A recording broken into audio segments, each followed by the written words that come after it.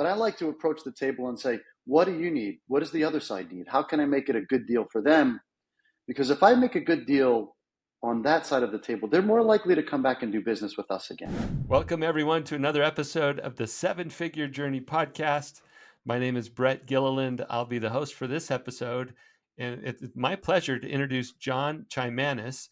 John is one of the co-founders and managing directors at Kendall Sustainable Infrastructure. They usually refer to that as KSI, but Kendall Sustainable Infrastructure. They are a really interesting company because they're doing a couple cool things. One, they own and operate sustainable power plants. Think of banks of solar panels and sustainable energy. That's what they build those. They run those. And the other company that they have, related thing that they do, is as a private equity firm, they gather partners, those LPs who want to invest in that kind of work in sustainable energy programs and projects. And so they're doing cool stuff out there. John, welcome to the show. Thank you, Brett. It's a pleasure to be here. I really enjoy the show, so it's a real honor to be on it. Well, we're honored to have you. It's cool what you guys are doing, and we're going to get into some of the lessons that you've learned along the way. But before we get into those lessons, I'd love for you to add a little color to what I set up as the context for KSI and who you are and what you guys are doing. Yeah, great. So I think you described it well. What we do is we own and operate primarily renewable energy, mostly solar projects, although we're increasingly doing batteries as well. And these projects are what we call distributed scale projects. So if you think of a solar project, you can think of a large project out in the desert, right, where you're located. You can think about a rooftop installation that anybody pretty much anywhere could put on.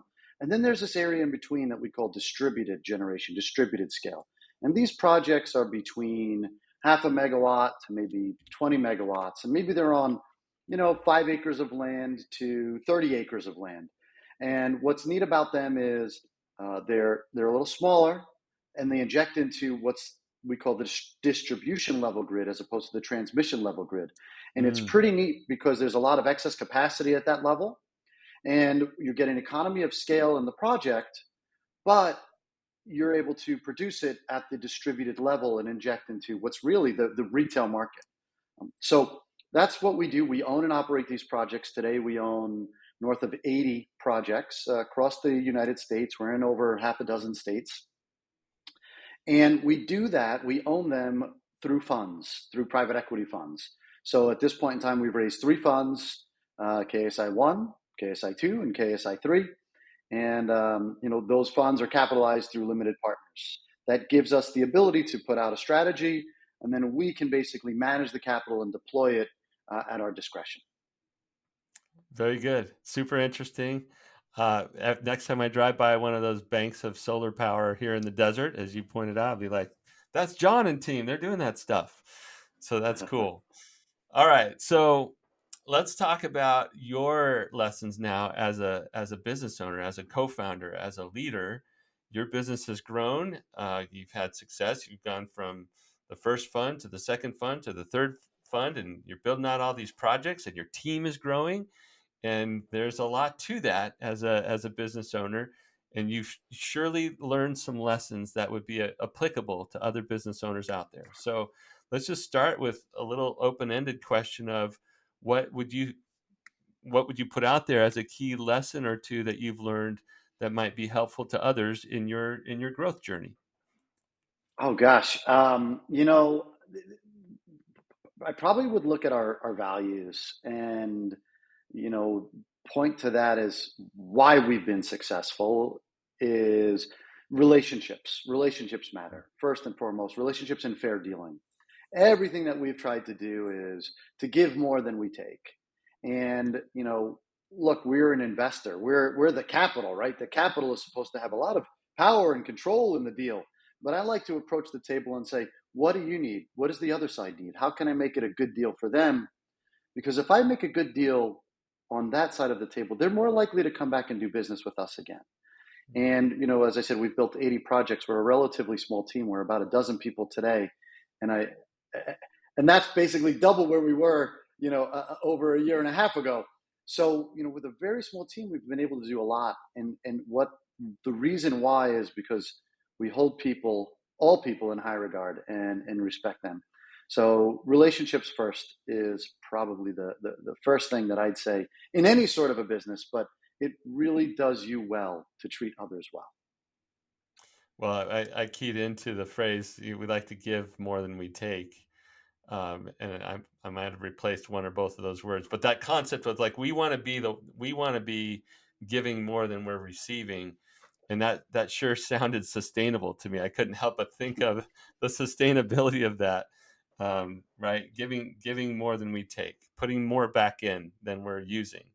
What a cool way to think about relationships and the deals that you're leading. That's awesome. Um, let's shift, because I like the, if you've heard any of my episodes, you'll know that I'm a huge purpose driven, values based kind of leader and advocate. And I love hearing that from our guests when they really dial into the power of what it can do for your team, your business, your market, your partners, when you show up in a powerful way because it matches with who you are and what you believe in. And so it sounds like you guys are doing that. I'd like to shift our attention to the personal lessons, as going from, we'll oversimplify it, expert, technician, like, some things that other people don't. You're good at some things that other people aren't good at. But now the team is growing, and you've had to step more into people leadership responsibilities, and not just your market expertise or your industry knowledge. And that transition sometimes is there's some growth that comes with that transition. And I'd be curious to know if you have any thoughts for others who are trying to make that transition from expert doer, master craftsperson to leader of people. Like, that's a change. Yeah, yeah. Um, you know, as I said, I had been listening to your podcast a lot, and some of the concepts that I heard helped to put it into context for me. Um, I heard one where you said, or somebody said, that the entrepreneur has to die so the CEO can rise, Mm, and I sort of love that image. And as you say, these are these are really complex. I'm technically, and in a in a transaction, we're covering everything, financial modeling to legal contracts to engineering, and all of these things. And the first thing is you need to know that you don't know everything.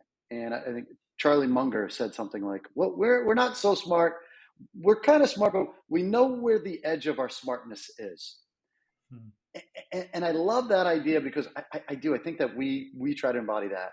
Is when we've hired, it's looking for people that are smarter than us, better than us, can do things in ways that we can't. So identifying gaps and plugging those gaps in that way. And when we started to grow, it was really, we're like, well, gosh, we really need somebody to take care of the bookkeeping. You're like, we need that. That's something we need. So you're like, all right, that'll be our first hire. And it was, and the job started to pop that way, is the way we started to grow. And until, honestly, we raised our first and our second fund and we deployed that capital. Um, we were doing pretty okay with my partner and me kind of involved in everything, fingers in the pudding just about everywhere. And, we would have, in the beginning, we had a checklist, and I would keep the master checklist, and we would meet once a week or once every 2 weeks. And I'd be like, all right, here's all the things we got to do today. Next, and we would do that again and again. And so there are a couple of things that we've done to get away from that. And, um, deliberate or out of need, we do have a daily meeting. And it's an all hands daily meeting, which some people kind of shudder at, like, oh my gosh, what are you thinking? And I've even shuddered at it. I'm like, what are we thinking? We have all hands 3 days a week now. So we've gone from every day to 3 days a week. And then we've got the two specialized groups. We have two groups in our business: a business development team that does all the deals, the acquisitions, and an asset management team that oversees the operations, recording, and reporting. But when we're together at all hands, we're able to do, everybody kind of shoots off their top 3 to 5 items, and we get through the team of 12 in about 45 minutes. And I'll tell you, it is a very effective way that we've been able to keep people engaged on multiple levels, to know what's going on in the business, which I feel is an important thing for us.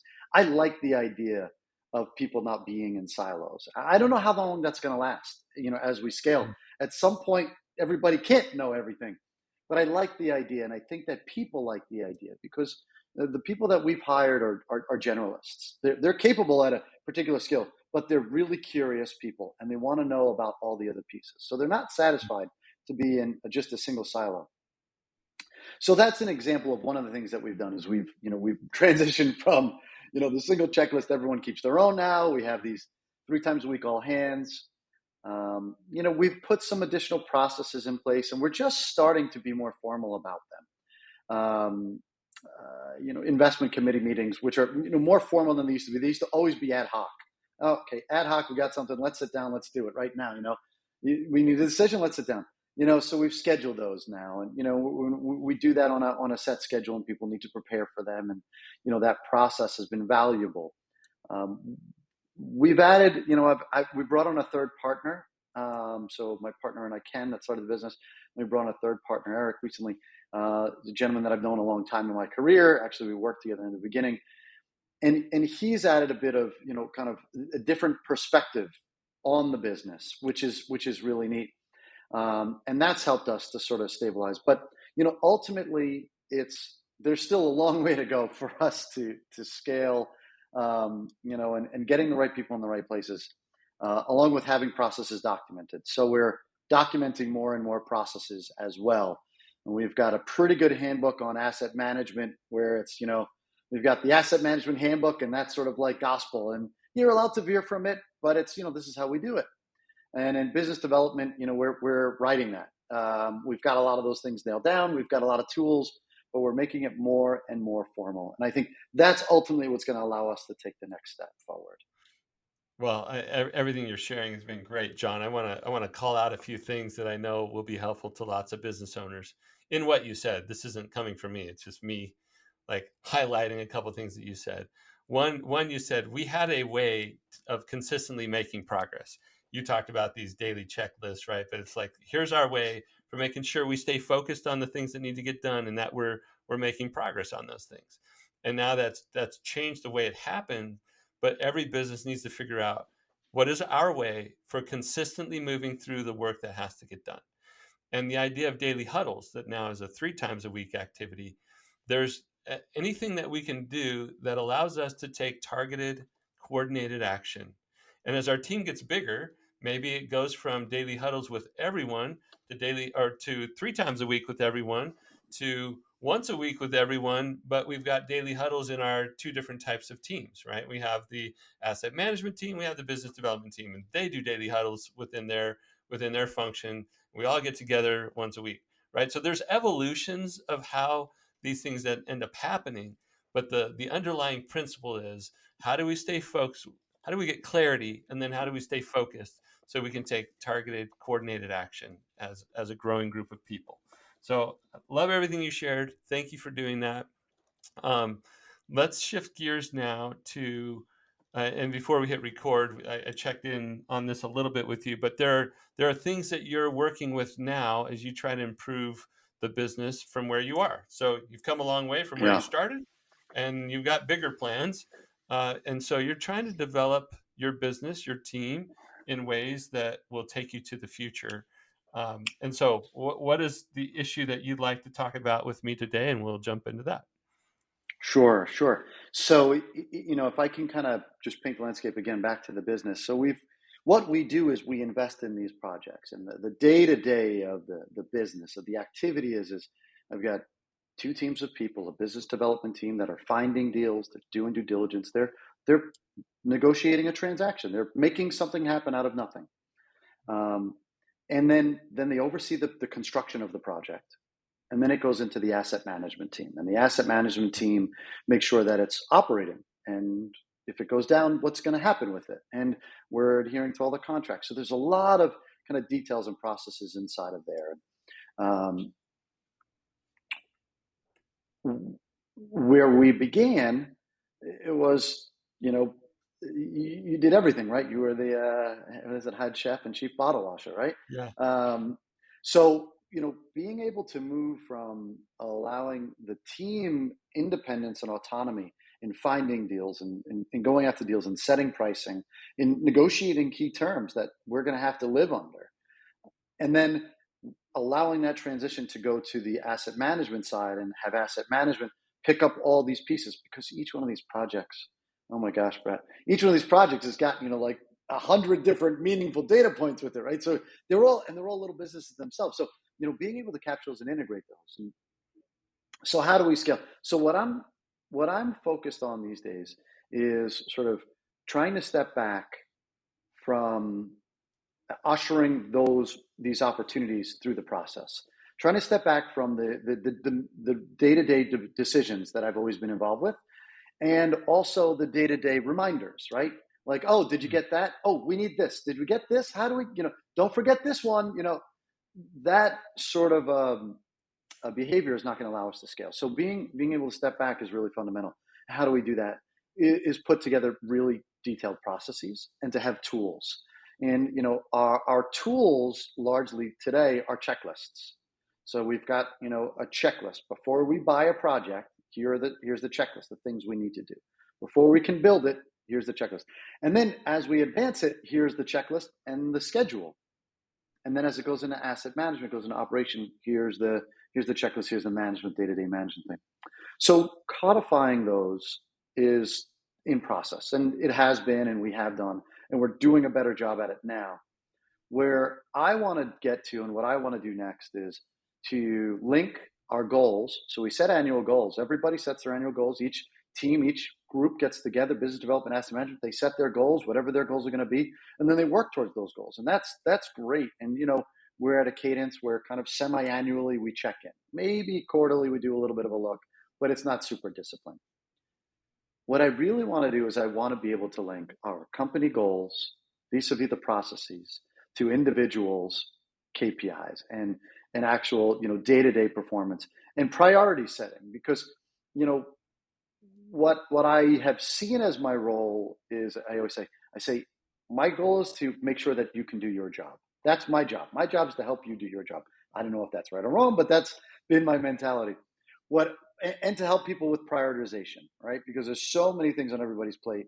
What are I got 15 things. What's the 1, 2 that I should really focus on? So my hope is that I can do this vis-a-vis kind of KPIs and set those at the individual level that would then feed up and feed the goals. I don't know, but that's kind of what I'm working towards. That's where you're at. Okay, that's great. I love the way that you teed that up, and this is actually a really applicable topic for any type of business. Because remember, where we started on this episode was talking about the things that you've done internally from a process standpoint to keep people focused and to keep our efforts aligned, right? And now all you're doing is saying there's a more scalable way to do that for the goals of the company to be worked on by every person from the spot that they're in. How do we keep that line of sight to what why this role matters and how it contributes to the bigger picture, and how do I know that it's happening as the leader so I don't need to get involved in everything every day, and how does the team member know that they're winning? So those KPIs, those individual KPIs aligned with the shared objectives, is a really awesome way to think about scalable growth in a company. So I think you're spot on. And when you said, my job is to help them be good at their job, I think that's true as well. The framing I would give to that is you have 3 jobs as the business owner, as one of the business owners, right? Especially in the CEO role. 3 jobs that you keep that you do not give to other people. One is to set the vision. It's that high level clarity of what we're trying to accomplish, why we're doing this, the values, like all of that good vision setting work. That's your responsibility to make sure it happens. Now, you don't have to create it by yourself. You got to make sure that that happens. So that clarity is job number 1 for you. Second, you got to build the team.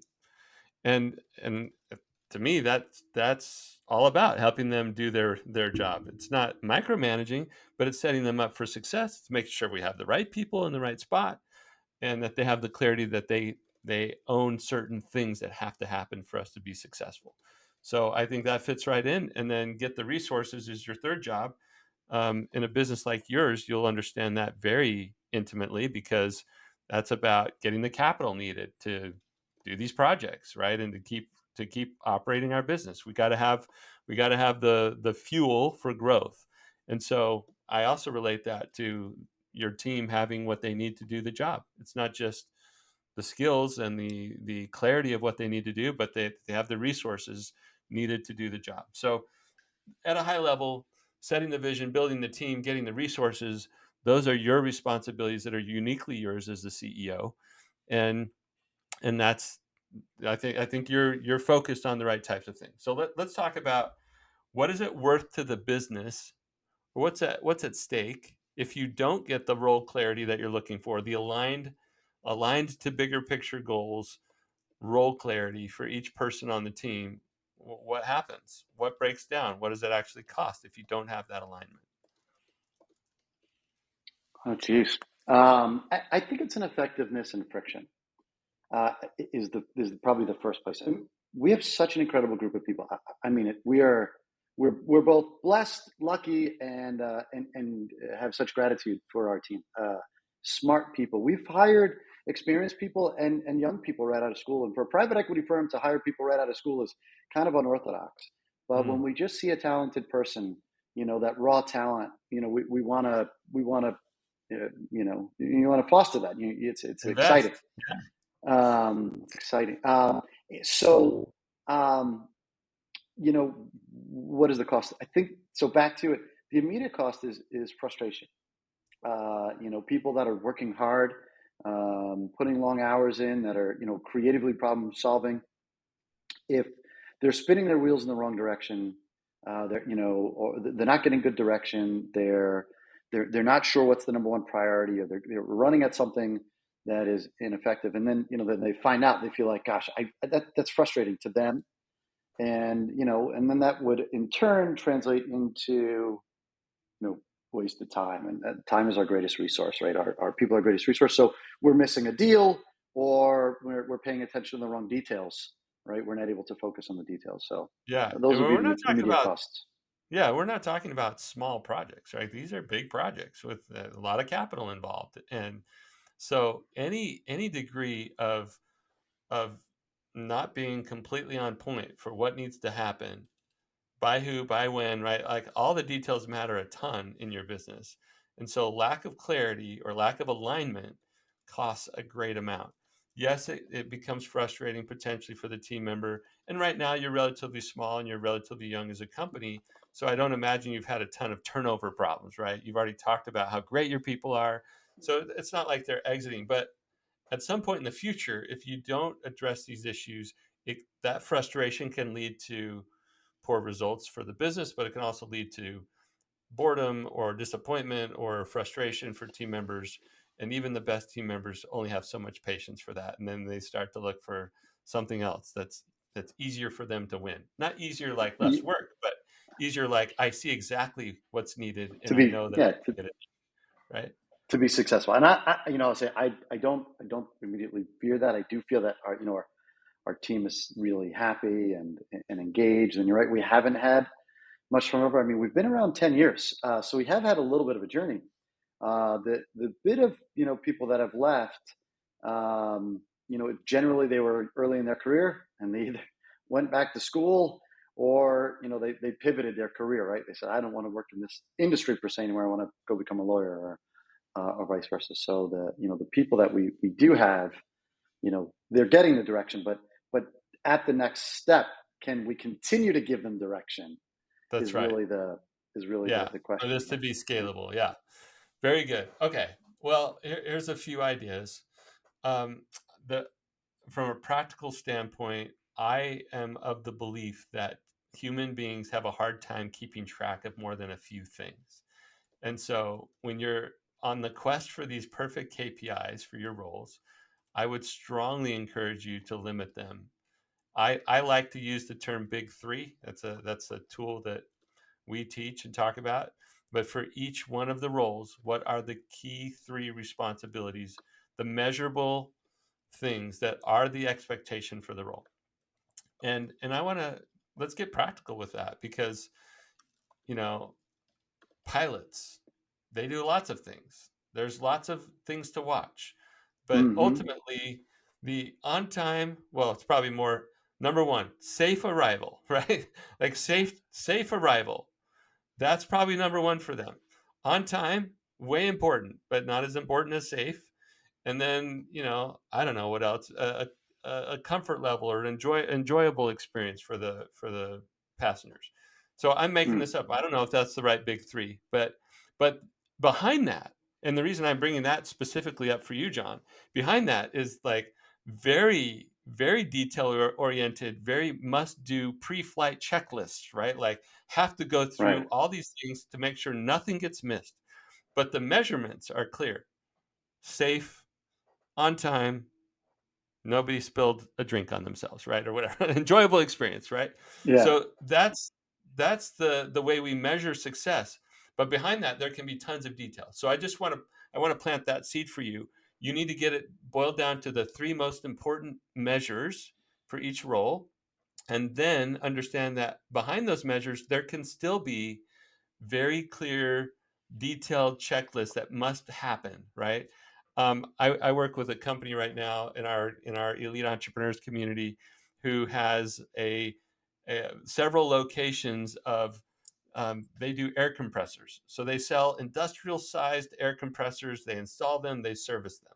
So think of and they call themselves blue collar guys that turn wrenches, right? But they have a very clear. They call it a new location launch Bible. So before they go open a new location, they have their checklist. They know how to analyze the opportunity. They know what has to be in place. They go through step by step our new location launch Bible.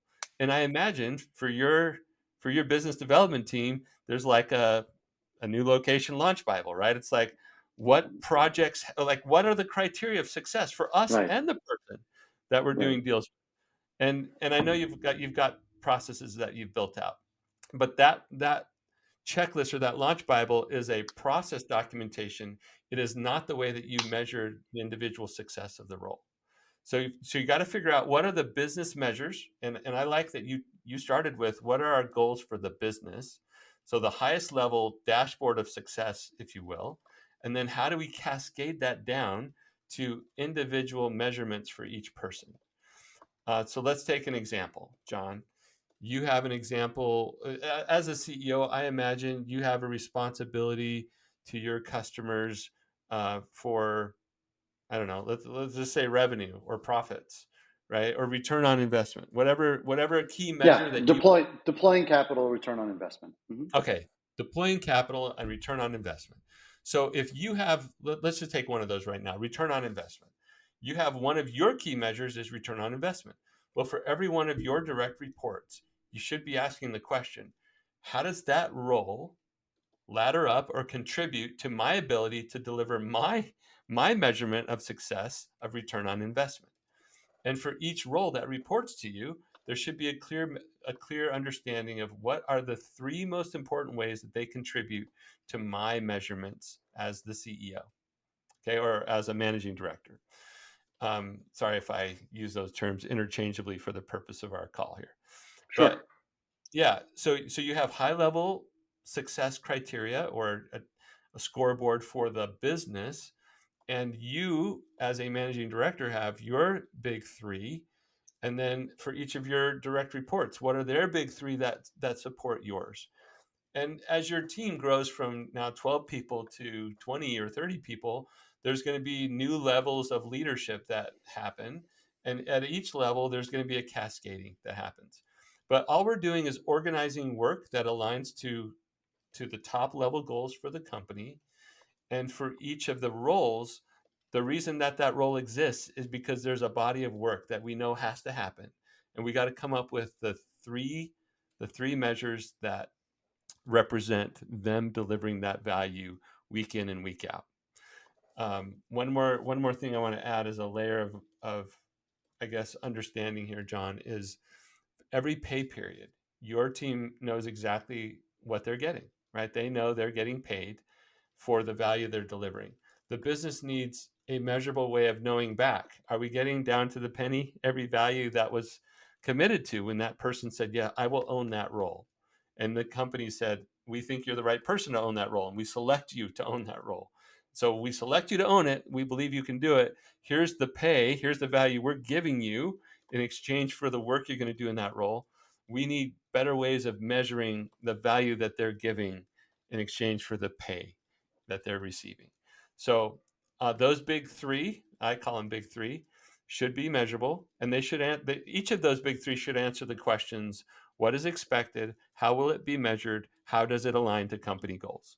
So we want to build that right in. That line of sight to the higher level goals, we want them to see, oh, your responsibility of identifying a profitable project lines up with our return on investment that we're promising to our LPs, right? So, or it lines up with, I don't know, this revenue goal that we have selling our power to the power companies or to end users, however you do that. So your measurements that you're going to pick will be a combination of results, or they'll be a combination of key activities, but they'll all be measurable. They'll all align to the goals that are above them, and they just provide a ton of clarity and peace of mind, frankly, for you and the team member, because you both know at the end of the week whether or not they're killing it or they're struggling.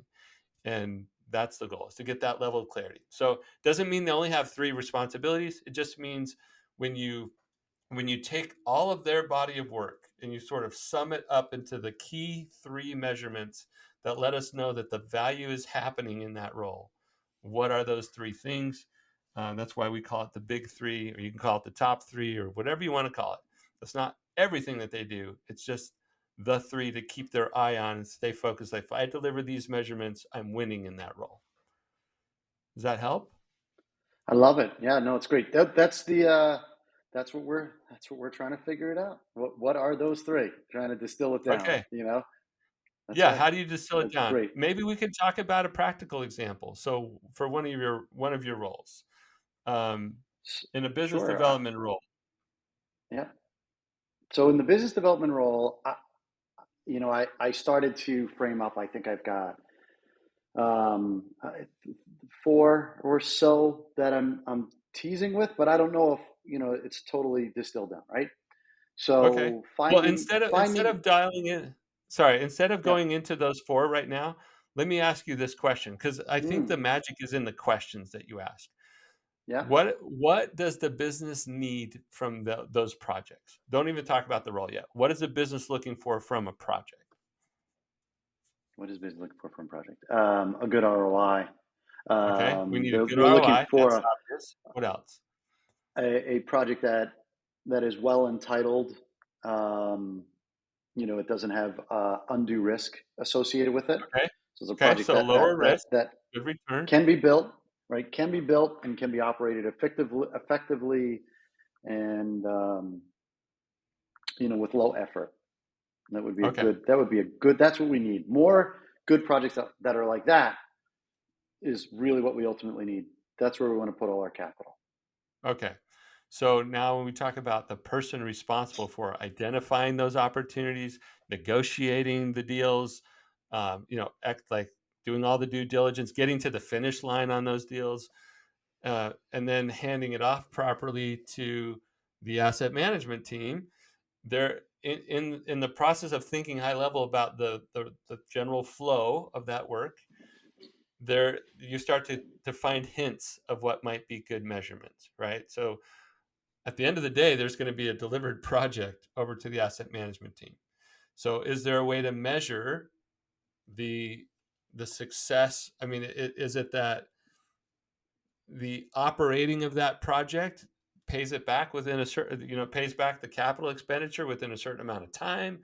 I, I don't know, right? But you guys know your business. What is a key measure that says this was a successful project, and how do we not wait 18, 24 months, because your projects take a long time too. So how do Yeah. we how do we know now if we're on track for that kind of result? So those are the types of questions I would be asking. Is it in the analysis that they're doing? Is it that they've run all the numbers and The numbers show the type of return we're looking for. Maybe there are thresholds of returns on projects that they have to stay within. Maybe there's a budget that they manage to build the project, and that budget's within the expected guardrails. So I think about budgets. I think about um, the time frames to deliver projects. I think about the amount of rework or errors maybe in deals. Like if they're doing their work right, there's probably not a bunch of rework. There's probably not a bunch of having to go back to the other party and saying, "Oh, we got this wrong. We got to rework a bunch of agreement language." Like so, there's a smoothness or lack of errors in the process that comes to mind. And I'm just brainstorming to give you a bunch of ideas, and you've probably thought of all of them. But where would you These like are to take great. this? No, Wrap it up. you know, I mean, these are great ideas. These are absolutely perfect for kind of where we are in towing it together. So that was really valuable as far as trying to answer the question. As it's really in the questions. Really, it's always in the questions, and we're big believers in that. You don't need to know Yeah, the answers. You need to know the questions to ask. Um, it is. It is in the right. so, It's in the right questions. so what does the business need from the project? So I think that was great. That's really good framing, and I will take that from here, and I'll be able to work with that a bit. Yeah. You'll have to do all the hard wrestling outside of our podcast. But remember the principles of cascaded objectives, right? If it doesn't line up, and you started there, but for everybody listening, cascaded objectives. We need total clarity at the top, not because we like to be hierarchical, not because we think, our team members are lower level people, but because for aligned, we want clarity and alignment. We have clarity at the top about the highest level goals that we're pursuing, and then we cascade how the work is going to be done. We're trying to measure that connection, the cascaded measurable work. And it's either going to be a key result or it's going to be a key activity that has to be repeated. And every week, we want the team members self reporting. Here's how I'm doing against those clear objectives. And my leader and I both see eye to eye completely on what's expected, how it's measured, how it aligns to company goals. That's what winning looks like in this space. It's clarity, it's alignment, that we see eye to eye on what's expected, how it's measured, how it aligns to company goals. And then there can be a whole pre-flight checklist. There can be lots of checklists.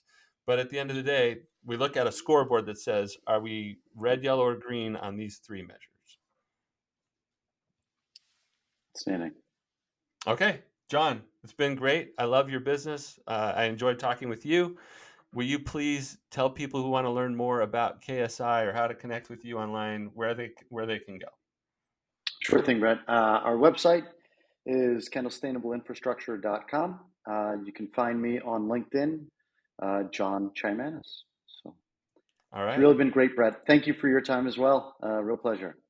Absolutely. Yeah, I hope you get something out of this. You're giving your valuable time to come share lessons and tee up real issues that lots of business owners deal with.